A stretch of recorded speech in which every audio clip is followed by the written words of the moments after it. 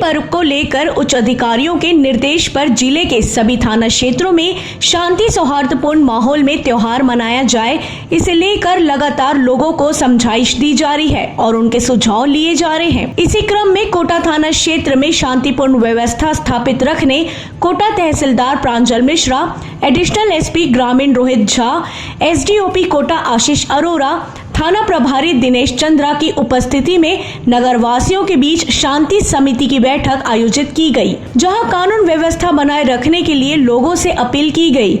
इस दौरान पेट्रोलिंग बल की तैनाती सहित सार्वजनिक स्थानों पर निगरानी के अलावा होलिका दहन समय पर करने, हुड़दंग नहीं करने जैसे निर्देश दिए गए। इस अवसर पर नगर वासियों ने अपने सुझाव भी पुलिस प्रशासन को दिए, जिनका स्वागत करते हुए उपयुक्त व्यवस्था उपलब्ध कराने कहा गया। वहीं सभी से फोन के माध्यम सूचना देने अपील की गई। कोटा से रमेश भट्ट की रिपोर्ट।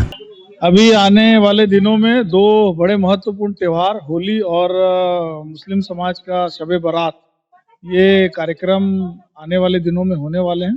इसी के मद्देनजर आज कोटा थाने में एसडीओपी कोटा, थाना प्रभारी कोटा, तहसीलदार कोटा, इन सभी की उपस्थिति में, नगर पंचायत के जो प्रतिनिधि थे उनकी उपस्थिति में, शहर के जितने भी गणमान्य लोग हैं सभी की बैठक आहूत की गई थी और सभी ने यहाँ की परंपराओं के बारे में बताया। सभी से अपेक्षा की गई है कि विभिन्न प्रकार के जो सामाजिक और अपना सांप्रदायिक सौहार्द है उसको बनाए रखते हुए ये पूरा त्योहार जो है निर्विघ्न संपन्न होगा।